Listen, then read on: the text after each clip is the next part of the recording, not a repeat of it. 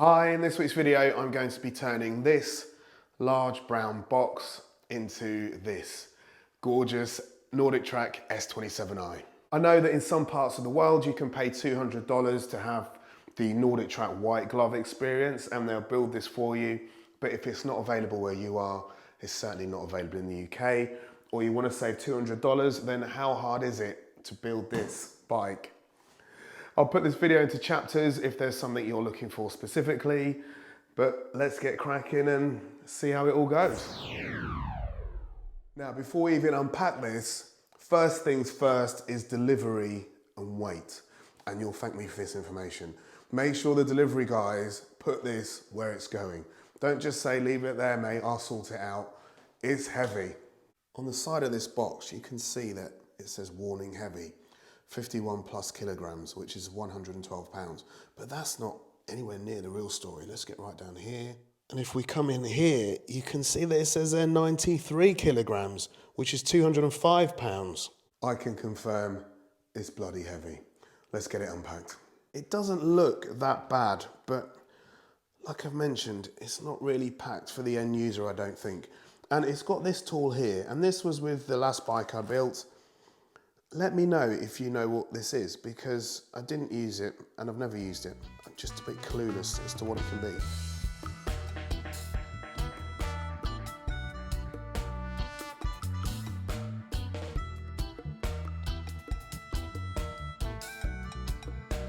So we're 13 minutes in, and because of the way that these two pieces are kind of attached to each other, you can't really get them out to lift the bike out without putting the box on its side and just gently pulling it. You don't see this very often, but welcome to the other side of my garage.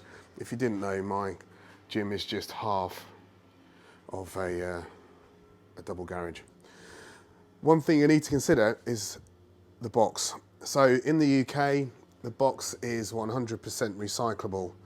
However, the contents of the box, and this is everything I've taken out of it, nothing in there is. So you're probably going to need to decide how you're going to get rid of it. Just 25 minutes to unpack, and here are all the parts. Excuse the dirt and the mess, it's all from the box and the packaging. There's the screen. It just all needs to fit now on this. One thing I really like is this hardware pack. Don't be deceived that this will be easy because there's not many parts, but what you can do is scan this and download the app, and it will take you to a video that shows you how to put these things on the bike. When my first S27i arrived, it came with this.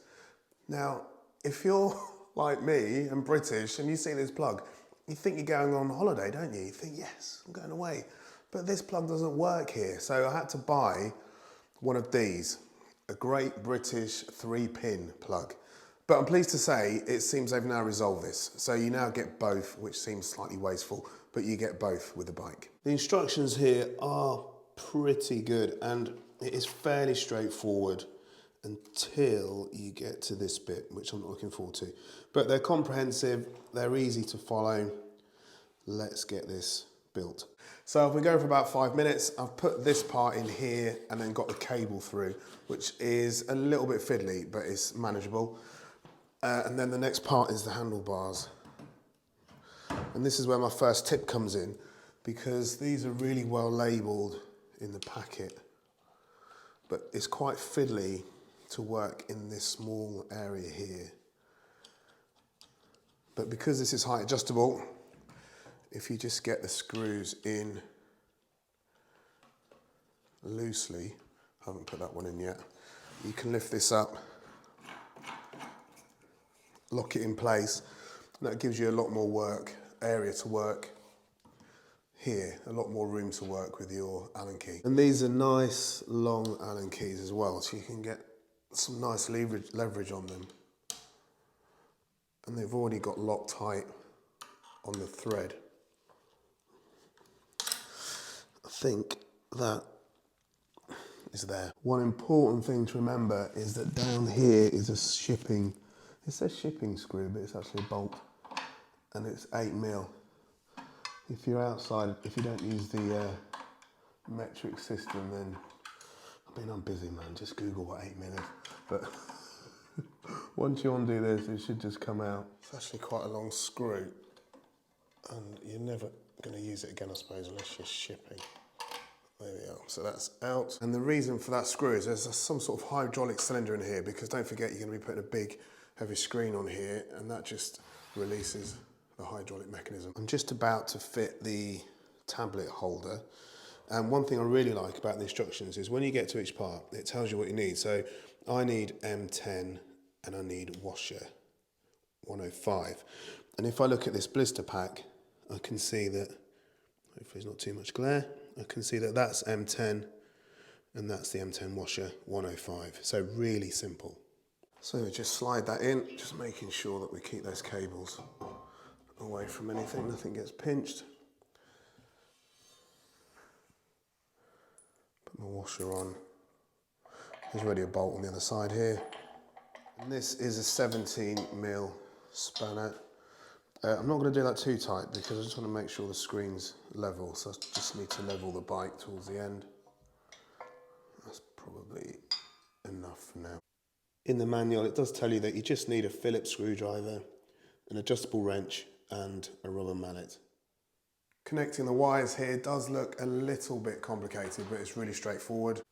Basically, you're connecting the wires from the bike to these extension cables, which will go to the console, and they're different connectors, so they won't go, you can't get it wrong, really. So when you click them in, they click as well. Not sure if my mic will pick that up. Let's see if I can do it this time. Ah, you should have heard that.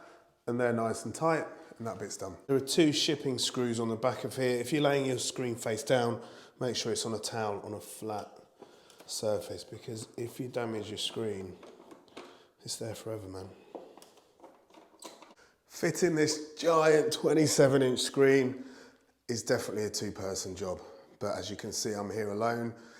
Just like Blade, I work by myself. You can be a whistler though, so I might not be able to film this bit. So I must stress, this is not the way to do it. You need 2 people for this, because you need to get the cables through there, at the same time lining these holes up, at the same time talking to strangers on the internet whilst you try and get the things in.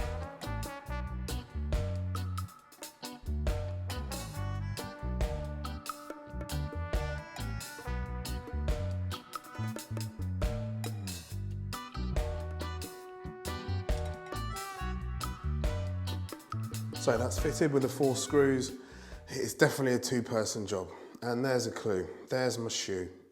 I didn't put it there, that's just where it ended up. And I can recommend not using your leg as a 3rd arm. It's probably not the way to do it. Once again, the wires here are really easy to connect. They just snap in. They're both in. And the wire that we connected down here, in here, this is basically just an extension lead. So this extension lead is joining this console to the 2 wires here in the bike. So this is where, on the first bike, I got really angry. So this is on, I've got to put some more screws in here. I won't show you this, but there's some more screws fitting to put in just to get it really on securely. But you can twist the screen left and right. It's a bit stiff, so I might adjust it. But you can't do out of the box. What they say is if the tilt is too loose, then just tighten these particular screws, which I'm going to show you. However, it wasn't too loose before, it's not too loose now, it's actually too tight. So you need to work with these screws here. And before I show you these screws, I want to show you, so I'm trying to tilt and turn. Nothing's moving here. All the flex is in the actual back of this, which we don't want. I just want to loosen this very slightly, and there's these little Allen key holes here, Allen keys, and they're just so tight. Okay, that one, I'm actually tightening that, aren't I? Let's go the other way. So I've loosened that one slightly.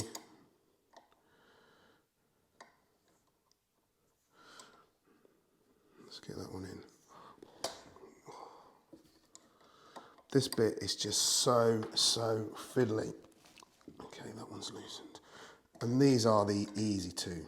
The actual problem occurs with the bottom 2, and I can't even get the camera in to show you.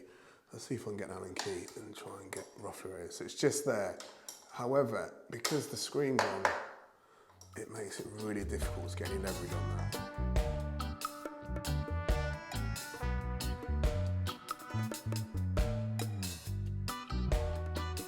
This screen has got 11 screws on 1, 2, 3, 4, 5. 1, 2, 3, 4, 5, and then there's another one just down there that I've installed. I don't quite understand why it needs 9 screws. I mean, this isn't going anywhere. There's 9 screws holding the screen on.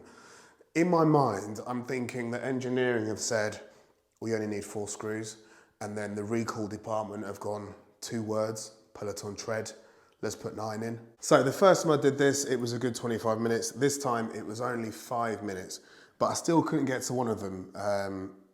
But I've got enough movement now in the screen for tilting and turning when I'm, for tilting when I'm riding. One thing I really haven't liked about the back of previous generations of bikes is the way they look. But they've really upped their game, and it comes with this pop-on backing.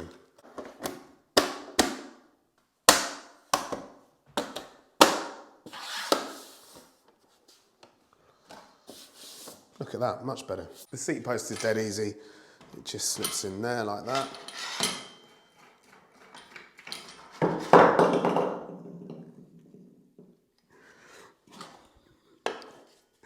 Dead easy, Steve. Yeah, dead easy. It just goes in there like that. I'll start it off low. I might have to edit that out. And the weights just hook on there. Now, I don't really use the weights on the bike, so I'll just leave those off. Next is the seat. Now, this is the seat that comes with it. It has got something on the back, actually. It says Sun Hope. I don't know if you can read that. I would say it shouldn't be called Sun Hope. It should be called No Hope, because I've ridden a lot of spin bikes, and you might get used to it, but I would say maybe even just skip this one. I've got a Lurway gel seat, and this was like £18 or about $25 on Amazon, and it's much more comfortable, and I would recommend this one instead. Some people find installing the seats hard, but you just need to loosen this as much as you can. You've got these 2 rails here, and that rail goes across there, and pull it back, and it sits on there. You just decide where you want the seat. I'd probably go in the middle, and the angle. So my angle is about there. So not quite level, just very slightly forward this end. One thing that's really helpful about the build is that this is all one piece. On previous models, you had to kind of attach that to that, and it was a bit of a pain in the front and the back. You don't have to do that. The pedals also come fitted, and you've got a cage that side, and then you've got SPD the other side.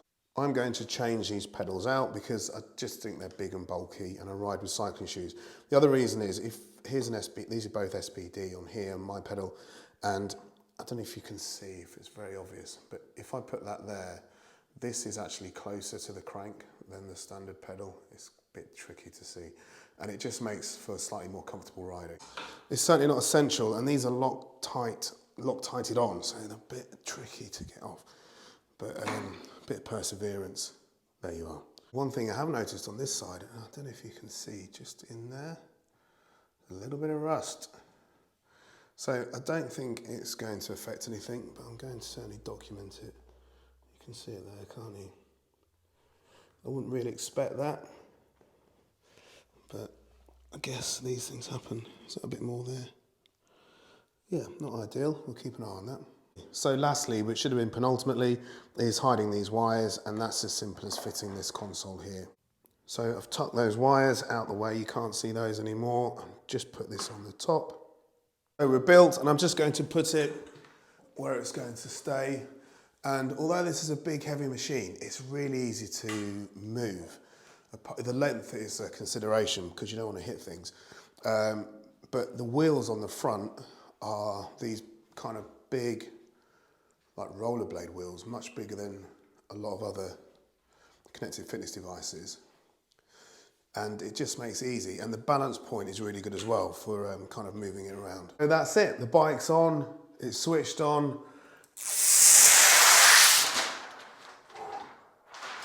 still don't know what this is. If you do, please let me know. I hope you found this video useful, and until next time, see you soon.